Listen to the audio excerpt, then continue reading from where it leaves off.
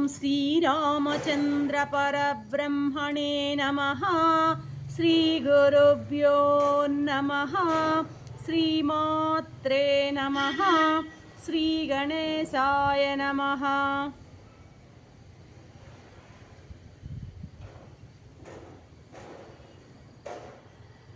ప్రియాత్మ బంధువులారా, యోగ వాసిష్టము ఉత్పత్తి ప్రకరణము 114వ భాగం. సరస్వతీమాత లీలకు నిన్నంతా వివరించింది. ఆ మాటలు విన్నటువంటి లీల, అమ్మా మీరు చెప్పిందంతా కూడాను నాకు సమంజసంగా అనిపించడం లేదు, ఇదంతా ఎలా సాధ్యమో నాకు ఎంతగా ఆలోచించినా నాకు బోధపడటం లేదు అని అనిందనమాట. దాంతో అమ్మవారు, సుందరి నేనేమి అసత్యం చెప్పడం లేదు, అసత్యం నా నోట ఏమీ రాలేదమ్మా. మామూలుగా మేము వేద నియమాలని ఉల్లంఘించము అంటుంది ఇక్కడ అమ్మ. వేద నియమాలంటే ఏంటి? అసత్యం ఆడకూడదు అనేది మేము మీకు బోధ చేస్తాం, అటువంటి మేము అసత్యం ఎప్పుడు ఆడము అని చెప్పడం అన్నమాట. అక్కడ ఆ గ్రామంలో ఆ బ్రాహ్మణుని యొక్క జీవాత్మ అక్కడ గృహాకాశంలోనే ఈ సామ్రాజ్యాన్ని ఏలుతూ ఉన్నది వాస్తవం. ఒక విషయం విను తల్లి, ఈ సృష్టిలో ఒక నియమం ఉంటుంది. జడాకాశంలో ఒక ప్రకృతిలో ఒక నియమం ఉంటుంది. ఈ నియమాన్ని ఏమంటారంటే నియతి అని అంటుంటాం. ఇక్కడ జరిగేటువంటి ప్రతి పనులు కూడాను నీతి ప్రకారమే జరుగుతుంటాయి. ఒక మొక్కకి ఏ మొక్కలు పుట్టాలి, ఒక శరీరం ఎంతవరకు ఎదగాలి, ఆ చెవులు ఎక్కడ ఉండాలి, ముక్కులు ఎక్కడ రావాలి, ఇవంతా కూడాను సముద్రం చెలిల కట్ట ఎక్కడి వరకు దాటకుండా ఉండాలి. సూర్యోదయం సూర్యాస్తమయాలు అన్నీ కూడాను ఒక నియతి జననం మరణం ఇవన్నీ కూడాను ఒక నియతి ప్రకారం, ఒక నియమం ప్రకారం జరుగుతూ ఉంటాయి. సృష్టిలో ఈ నియతి ఉంటుంది. ఆ నియతిని ఎవ్వరూ కూడాను అతిక్రమించలేరు. ఇప్పుడు మనం అనుకునేటువంటి జననము మరణము కూడా నియతి ప్రకారమే జరుగుతాయి. పుట్టుక మరణం, ఎప్పుడు పుట్టాలి ఎప్పుడు మరణించాలి అన్నది కూడా నియతి ప్రకారమే జరుగుతుంది. పుట్టినవాడు తప్పక మరణించడం అన్నది నియతి. అయితే నువ్వు ఈ భూతాకాశంలో ఉన్నావు కాబట్టి నువ్వు ఆ నియతికి లోబడే ఉంటావు అన్నమాట. ఆ నియతికి లోబడి ఉన్నటువంటి నీవేం చేసావు? భర్త మరణించకూడదు అని కోరుకున్నావు. అర్థమైందా? ఆ నియతికి లోబడి ఉన్న నీవు ఆ నియతికి విరుద్ధంగా ఎలా కోరుకోగలవు? అది ఎలా సాధ్యం? నీ భర్త మరణించకుండా ఉండడం అది సాధ్యం ఎట్లా అవుతుంది? నీవు నియతికి లోబడి ఉన్నంత వరకు ఆ నీతిని నీవు అతిక్రమణ చేయలేవు, అతిక్రమించలేవు. అర్థమైందా? అయితే ఆ నీతిని దాటిపోతే, అంటే ఈ జడాకాశం నుండి నీవు దాటి వెళ్ళినట్లయితే నీవు సాధించగలవు, నువ్వు అనుకున్నది సాధించగలవు. ఎట్టంటప్పుడు నీ స్వరూపాన్ని నీవు సర్వత్రా పరుచుకున్నట్లు చూడగలగడం అన్నమాట. అది చిదాకాశం అయిపోతే, నీ యొక్క చిత్తు చిదాకాశం అయిపోతే అప్పుడు నీవు నియతిని దాటగలవు. అప్పుడు నీతిని దాటినప్పుడు అప్పుడు నువ్వేంటంటే కేవలం నీ భర్తతో నీవు కలిసి జీవించడమే కాదు, భర్త లేదు ఏమీ లేదు, సర్వం అంతటా నీవే ఏకమైనటువంటి రూపంగా ప్రకాశించగలవు. అయితే ఈ భూతాకాశంలో ఉండి నువ్వు దాన్ని నీ భర్తతో పోయి కలిసి జీవించాలి అని నువ్వు అనుకుంటున్నావే, అది నీ అత్యాసమ్మాయి. నువ్వు భూతాకాశంలో ఉన్నావు, నువ్వు చిదాకాశం అయిపోయావు అనుకో, నీ భర్తే కాదు సర్వము నీతోనే ఏకమైపోతుంది, అంతటితోనూ నీవు కలిసి ఉండొచ్చు. కానీ నువ్వు భూతాకాశంలో ఉండి అక్కడ వెళ్ళి కలిసి ఉండవు, అత్యాసమ్మాయి, నువ్వు అత్యాసపడుతున్నావు. ఆ బ్రాహ్మణుడు ఎక్కడో లేడు, అతని గ్రామంలోనే అతని గృహంలోనే ఉన్నాడు, అదే చిత్తాకాశంలో ఉన్నాడు. ఆ చిత్తాకాశం ఎక్కడుంది? జడాకాశం ఎక్కడుంది? చిదాకాశంలోనే ఉంది.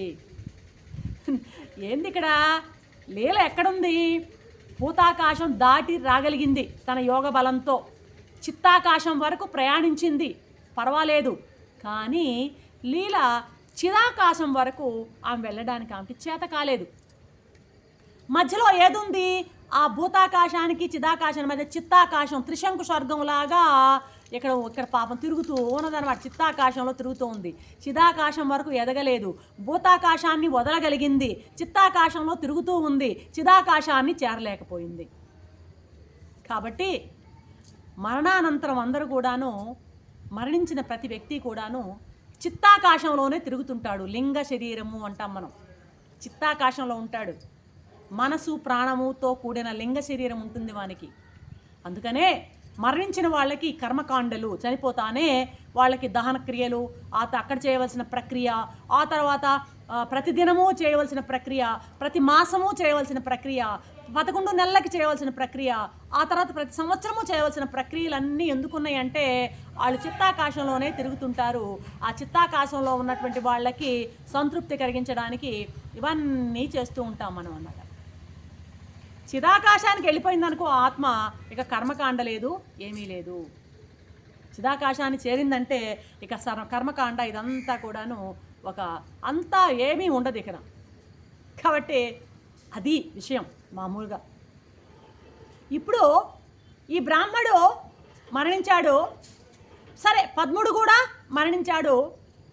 ఆ పద్ముడికి గతంలో అంతకు ముందు ఉన్నటువంటి స్మృతి పోయింది. ఇప్పుడు ఎవరైనా మరణం జరిగినాక గతంలో ఉన్న తెలివి అనమాట, ఆ తెలివి నశించిపోతుంది అనమాట. అంతకుముందు ఉన్నటువంటి స్మృతి, ఇప్పుడు మనమైనా మరణించామనుకోండి, ఇక్కడ ఉన్నటువంటి స్మృతి అంతా లోపిస్తుంది అనమాట. అంతకుముందు ఉన్నటువంటి తెలివి ఉండదు, అంతకుముందు ఉన్నటువంటి స్మృతి ఉండదు. అలాగే లీలకు కూడా ఏంటంటే అంతకుముందు ఉన్న స్మృతి లేదు, అరుంధతి స్మృతి లేదు, అరుంధతి ఉన్నటువంటి ఆ ప్రజ్ఞ అదంతా ఏమీ లేదనమాట. ఇద్దరూ కూడా అంతకుముందు ఉన్నటువంటి స్మృతి ప్రజ్ఞలు లేకుండా వేరొక ప్రజ్ఞతో ఉన్నారనమాట. ఇది ఎలా మనం అర్థం చేసుకోవచ్చు అంటే, ఇప్పుడు స్వప్నం ఉంది, కళ ఉంది, స్వప్నంలోకి వెళ్ళిపోయామనుకో మనకు ఏమైపోతుంది? జాగ్రత్త స్మృతి పోతుంది. జాగ్రత్త మనం పడుకునేటప్పుడు గబగబా భోజనం చేసి అన్నీ చేసి పడుకున్నామనుకో, పడుకున్న తర్వాత వచ్చే కళలో ఈ జాగ్రత్త ప్రపంచం ఏమీ కనపడదు. స్వప్నంలో ఏమవుతుంది? జాగ్రత్త పూర్తిగా లయమైపోతుంది. అప్పుడు అది స్వప్న స్మృతి ఉంటుందన్నమాట. మరణించిన వాడికి కూడాను ఇప్పటి వరకు ఉన్న ప్రజ్ఞ స్మృతి అంతా పోయి వాడికి వేరే స్మృతి, సూక్ష్మదేహంలో ఉన్నటువంటి వానికి వేరే స్మృతి ఉంటుందన్నమాట. కాబట్టి స్వప్నంలో జాగ్రత్త యొక్క స్మృతి ఎలాగా పోతుందో, స్వప్న స్మృతి ఎలాగా వస్తుందో, మళ్ళీ స్వప్నం పోయి మళ్ళీ స్థూల శరీరం మళ్ళీ మెలకు వచ్చి లేచేసింది అనుకోండి, మళ్ళీ స్థూల శరీరంలోకి వచ్చింది అనుకో, మళ్ళీ ఇక్కడ జాగ్రత్త స్మృతి వచ్చేస్తుంది అన్నమాట. కాబట్టి ఈ మరణించిన లింగ శరీరం మళ్ళీ జన్మను తీసుకుందనుకో, జన్మించాడనుకో, మళ్ళీ వాడు భౌతిక ఆకాశంలోకి వచ్చేస్తాడనమాట. ఇప్పుడు చూడండి, మనకి భయం పోతుంది. ఏం భయం? మనం ఎక్కడికి పోము. ఉంటే జడాకాశంలో ఉంటాం, దాన్ని దాటగలిగితే చిత్తాకాశంలో ఉంటాం, మానసిక మనోమయమైనటువంటి ఆకాశంలో. దాన్ని కూడా దాటిపోయాం, చిదాకాశంలో ఉంటాం. ఎక్కడికి పోమనం, మన జ్ఞానం ఎక్కడికి పో. మనకి మరణం లేదు, ఉండేది శరీరానికి. ఈ మరణంలో శరీరాన్ని వదిలేస్తున్నాం, తర్వాత మరణానంతరం ఒక లింగ శరీరంలో ఉంటున్నాం. ఆ లింగ శరీరాన్ని కూడా అధిగమించేటువంటి శక్తి ఉన్నదనుకో, దాన్ని కూడా వదిలేసి చిదాకాశం అయిపోతున్నాం. చిదాకాశం అయిపోయామంటే ఇంక పరమాత్మ నీవు అక్కడ నీవే, ఇంకా లేదు, వేరేగా లేదన్నమాట. ఎక్కడైనా ఉంటున్నాం మనం, ఆ ధైర్యం మనకుంది. ఇక్కడైనా ఉంటున్నాం, మధ్యలోనైనా ఉంటున్నాం, అక్కడైనా ఉంటున్నాం. ఎక్కడ ఉండాలి అన్నది నిర్ణయించుకోవడం నీ విఘ్నత. మరణించిన తర్వాత ఇంకా ఈ కోరికలు, ఆశలు, ఆశాపాశాలను బంధించుకుని ఆ లింగ శరీరంలోని తిరుగుతూ మళ్ళీ జన్మనెత్తుతూ మళ్ళీ కర్మలు చేస్తూ ఉండడం అన్నది నీ చేతిలోనే ఉంది. అవసరం లేదు. వీటన్నిటి బంధనాల నుంచి విడగొట్టుకుంటున్న చిదాకాశం అయిపోతాను అనేటువంటి నిర్ణయం చేసుకునే శక్తి నీలోనే ఉన్నది. నువ్వు జడాకాశంలోనైనా ఉండగలవు, చిత్తాకాశంలోనైనా ఉండగలవు, చిదాకాశంలోనైనా ఉండగలవు. నీ చేతుల్లో ఉంది. ఎక్కడైనా ఉంటున్నాం అనేది మనకి ధైర్యాన్ని ఇస్తుంది. ఎక్కడికి వెళ్ళము. మరణించేది కేవలము ఈ స్థూల శరీరము, అయితే గీతే ఆ సూక్ష్మ శరీరము, కారణ శరీరాలు మరణిస్తాయి. నీ జ్ఞానం ఎప్పటికీ మరణించదు. ఎక్కడో ఒక దగ్గర అది ప్రజెంట్ అయ్యే ఉంటుంది. ఇది మనకి భరోసా. ఇక్కడ ఏమంటుంది లీలమ్మ, అమ్మా ఇదంతా ఎలా జరిగింది, నేను ఎక్కడ ఉన్నానమ్మా, నా భర్త ఏ లోకంలో ఉన్నాడమ్మా అని అడుగుతోంది సరస్వతీదేవి. ఈ కొండలు, ఈ కోనలు, ఈ సముద్రాలు ఇవన్నీ కూడా నేను ఇక్కడ చూస్తున్నానే, ఇవన్నీ అక్కడ ఎలా కనపడ్డాయి నాకు అని అడుగుతోంది. మరి దానికి తల్లి ఏం చెప్తోంది దేవి, తల్లి అదంతా నీ మనసు యొక్క విస్తారమే పో అనేసింది. నీ మనసు యొక్క విస్తారమే, నీ చిత్తంలో కలిగేటువంటి భ్రమలే ఇవన్నీ. నీకు అసలు అర్థమవుతుందా నేను చెప్పేది? నీ మనసులోనే ఈ భూమండలం అంతా ఉంది మనసు లోపలే. నీ మనసులో నువ్వు నిరంతరము రకరకాలు ఊహిస్తుంటావే, ఆ ఊహలన్నీ ఎక్కడున్నాయి చెప్పు. ఇప్పుడు నువ్వు కళ్ళు మూసుకొని హిమాలయ పర్వతాలు నీ మనసులోకి తెచ్చుకున్నావు, నీ మనసులోకి హిమాలయ పర్వతాలు వచ్చి జొనిపుకొని వచ్చి లోపలికి చేరాయా? ఎక్కడున్నాయి నాకు చూపించు. నీ మనసులో కేదార్నాథ్ ఆలయాన్ని, గంగా ఝరిని నువ్వు ఊహించుకున్నావనుకో, ఎక్కడి నుంచి వచ్చాయి నీ మనసులోకి? మనసులో కనపడుతున్నాయి. కేదార్నాథ్ ఆలయము, ఆ ఉరకలెత్తేటువంటి గంగామాత నాకు కనపడుతోంది. ఇప్పుడు ఎక్కడి నుంచి వచ్చాయి చెప్పు చూద్దాం. అన్నింటికీ సంకల్పాలే ముల్లోకాలని సృష్టిస్తాయి నీ మనసులో. అర్థమైందా? మరుభూమి అంటే ఏంటి? ఎడారిలో ఆ మృగతృష్ణ నీరు కనిపించిన విధంగా ఆ బ్రాహ్మణుడి ఇంటిలో కూడాను ఆ కొండలు, అడవులు, పట్టణాలతో కూడిన భూవలయం అంతా బ్రాహ్మణుని ఆ గృహాకాశంలోనే, అంటే నీ చిత్తాకాశంలోనే ఉంది. కాబట్టి అద్దంలో ఎలాగా ప్రతిబింబం పడుతుందో చిదాకాశంలో ఈ సృష్టి యొక్క అసత్యం ప్రతిబింబం నువ్వు చూడొచ్చు. అయితే ఇదంతా అసత్యమైనదైనా సరే అది సత్యంలాగానే ఆ చిదాకాశంలో నీకు భాషిస్తుంది. అది అర్థం చేసుకుని మనసులోనే జగత్తంతా ఇమిడి ఉంది లీలా. ఇది మామూలు విషయం లీలా, అర్థం చేసుకో. ఈ జగత్తంతా, నీ సృష్టి అంతా నీ మనసులోనే ఉన్నది కానీ భ్రాంతి మాత్రంగా ఉన్నది కానీ ఇది సత్యమైనది కాదు అని గట్టిగా చెప్తూ హెచ్చరిస్తోంది సరస్వతీమాత లీలను. రేపటి ఎపిసోడ్లో మరొక అంశంతో మీ ముందు ఉంటాను. అంతవరకు సెలవు. సర్వం శ్రీరామచంద్ర చరణారవిందార్పణం. ఓం శాంతి శాంతి.